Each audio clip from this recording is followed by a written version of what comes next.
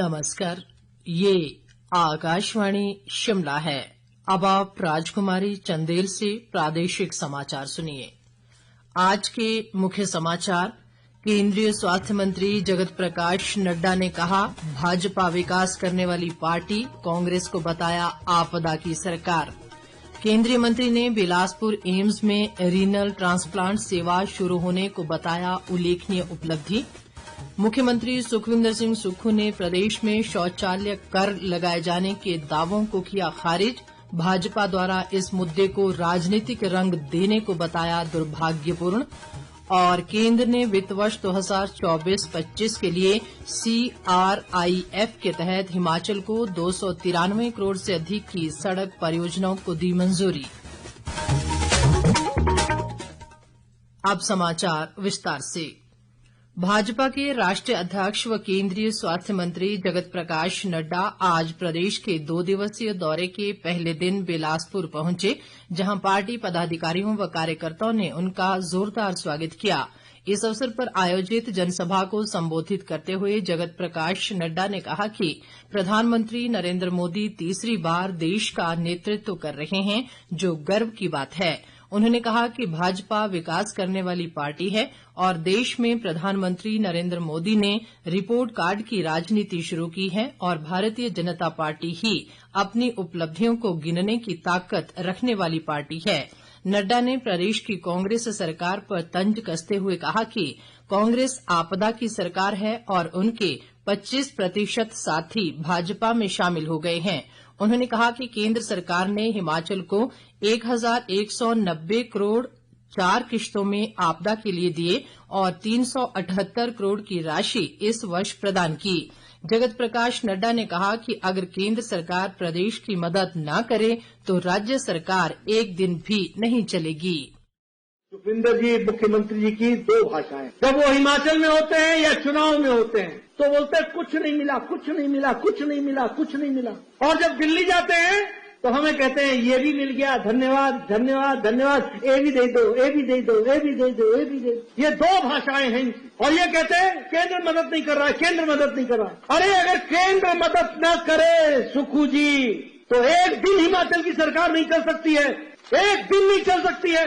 हर महीने 500 करोड़ रुपए हम रेवेन्यू डेफिसिट फंड में भेजते हैं, तब यहां के कर्मचारियों को तनख्वाह मिलती है। जब हम आपका टैक्स रिलीज करते हैं 800 करोड़ रुपए का, तो जाकर के सुक्खू जी हमारे लोगों को पेंशन मिलती है। नहीं तो आप पेंशन नहीं दे सकोगे, आप तनख्वाह नहीं दे सकोगे। और आपने तो रिकॉर्ड तोड़ दिया। आप पहले मुख्यमंत्री ऐसे हो जिसने हिमाचल को 1 तारीख को कर्मचारियों को तनख्वाह नहीं दी। ये पहली बार घटना घटी है हिमाचल में, तो आपके नेतृत्व में। जगत प्रकाश नड्डा ने कांग्रेस पर जातिवाद, अलगाववाद, भ्रष्टाचार और ड्रग माफिया को बढ़ावा देने का आरोप भी लगाया। केंद्रीय मंत्री ने कहा कि भारत पूरी दुनिया में 5वीं सबसे बड़ी अर्थव्यवस्था बन गया है और आने वाले 3 साल में देश तीसरे नंबर की अर्थव्यवस्था बनने जा रहा है। इस अवसर पर प्रदेश भाजपा अध्यक्ष राजीव बिंदल, नेता प्रतिपक्ष जयराम ठाकुर और पूर्व केंद्रीय मंत्री व सांसद अनुराग ठाकुर ने भी जनसभा को संबोधित किया। इस बीच केंद्रीय स्वास्थ्य मंत्री जगत प्रकाश नड्डा ने बिलासपुर स्थित एम्स का दौरा किया और वहां मौजूद सुविधाओं का जायजा लिया। उन्होंने एम्स में एक उच्च स्तरीय समीक्षा बैठक की अध्यक्षता करते हुए कहा कि एम्स ने अत्याधुनिक रीनल ट्रांसप्लांट और आईसीयू सुविधा के संचालन के साथ एक महत्वपूर्ण मील का पत्थर पार कर लिया है। नड्डा ने कहा कि एम्स में रीनल ट्रांसप्लांट सेवा शुरू होना एक उल्लेखनीय उपलब्धि है और ये हिमाचल में ट्रांसप्लांट सेवाओं की उपलब्धता में लंबे समय से चली आ रही कमी को पूरा करेगा। इस दौरान स्वास्थ्य मंत्री कर्नल धनीराम शांडिल और सांसद अनुराग ठाकुर भी केंद्रीय मंत्री के साथ मौजूद रहे। मुख्यमंत्री सुखविंदर सिंह सुक्खू ने प्रदेश में शौचालय कर लगाए जाने के दावों को खारिज करते हुए कहा कि प्रदेश सरकार का ऐसा कोई भी प्रस्ताव नहीं है। नई दिल्ली में पत्रकारों से बातचीत के दौरान उन्होंने कहा कि भाजपा हरियाणा में विधानसभा चुनाव के मद्देनजर इस तरह की बेतुकी बयानबाजी कर रही है। मुख्यमंत्री ने कहा कि इस तरह के मुद्दों को राजनीतिक रंग देने का प्रयास दुर्भाग्यपूर्ण है। सुखविंदर सिंह सुक्खू ने कहा कि पानी पर सब्सिडी का युक्तिकरण करते हुए वर्तमान प्रदेश सरकार ने ग्रामीण क्षेत्रों में प्रति कनेक्शन 100 रुपए बिल का भुगतान तय किया है। उन्होंने कहा कि आर्थिक रूप से सक्षम परिवारों को प्रदेश के हित में पानी के बिल की अदायगी करने में कोई परेशानी नहीं है। राष्ट्रीय अल्पसंख्यक आयोग के अध्यक्ष सैयद शहजादी ने आज शिमला में अल्पसंख्यकों के कल्याण के लिए प्रधानमंत्री का नया 15 सूत्रीय कार्यक्रम की समीक्षा बैठक की अध्यक्षता की।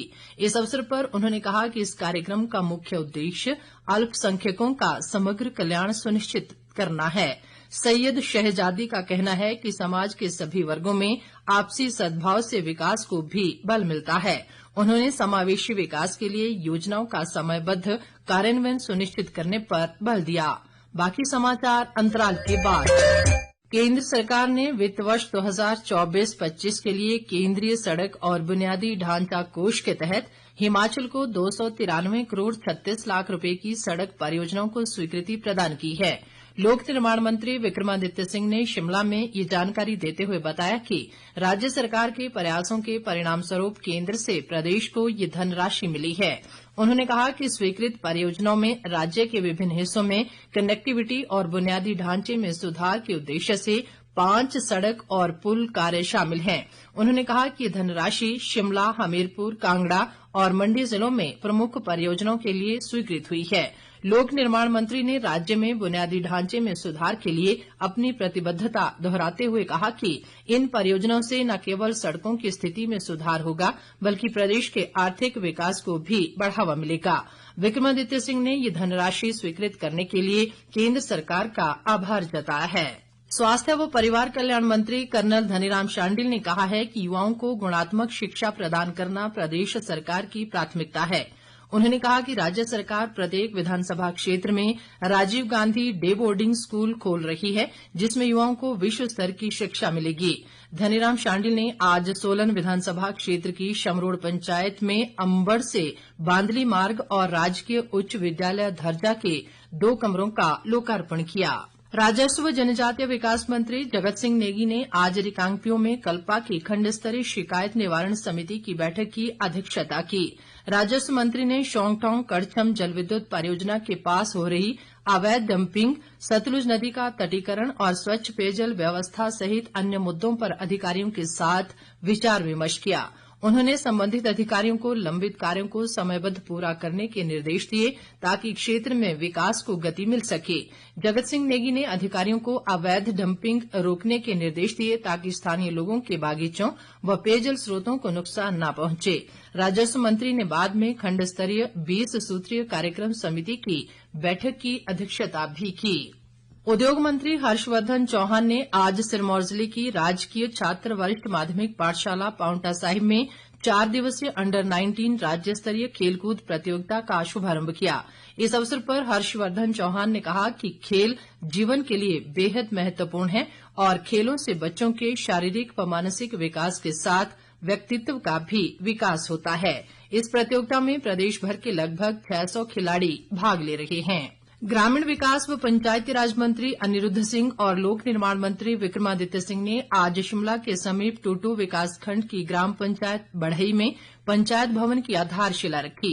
इस अवसर पर अनिरुद्ध सिंह ने जनसभा को संबोधित करते हुए कहा कि प्रदेश में पंचायत भवन के निर्माण पर अब 1 करोड़ 14 लाख रुपए तक की राशि खर्च की जा रही है। उन्होंने कहा कि शिमला ग्रामीण क्षेत्र में मौजूदा समय में 6 पंचायत घरों का निर्माण कार्य प्रगति पर है और टूटू विकासखंड कार्यालय का निर्माण कार्य भी जल्द शुरू किया जाएगा। इस मौके पर लोक निर्माण मंत्री विक्रमादित्य सिंह ने कहा कि शिमला ग्रामीण क्षेत्र में विकासात्मक कार्यों के लिए पैसों की कमी नहीं आने दी जाएगी। उन्होंने कहा कि क्षेत्र के बनोटी में 64 करोड़ रुपए से वेलनेस सेंटर का निर्माण किया जाएगा जिसकी स्वीकृति मिल गई है। इस बीच लोक निर्माण मंत्री ने आज शिमला में भारतीय राष्ट्रीय राजमार्ग प्राधिकरण के क्षेत्रीय अधिकारियों और परियोजना निदेशकों के साथ एक समीक्षा बैठक की। उन्होंने अधिकारियों को मानसून सीजन में क्षतिग्रस्त हुई सड़कों व पुलों की मरम्मत और रखरखाव के निर्देश दिए ताकि निर्बाध कनेक्टिविटी सुनिश्चित की जा सके। लोक निर्माण मंत्री ने अटल सुपर स्पेशलिटी चिकित्सा संस्थान चमियाणा के लिए भट्टाकुफर से सड़क संपर्क के कार्य की भी समीक्षा की।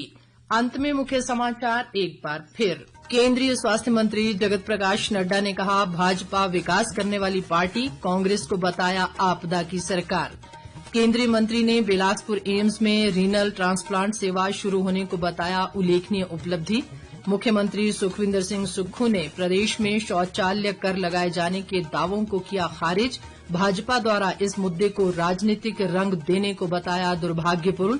और केंद्र ने वित्त वर्ष 2024-25 के लिए CRIF के तहत हिमाचल को 293 करोड़ से अधिक की सड़क परियोजनाओं को दी मंजूरी। इसके साथ ही ये समाचार बुलेटिन समाप्त हुआ। नमस्कार।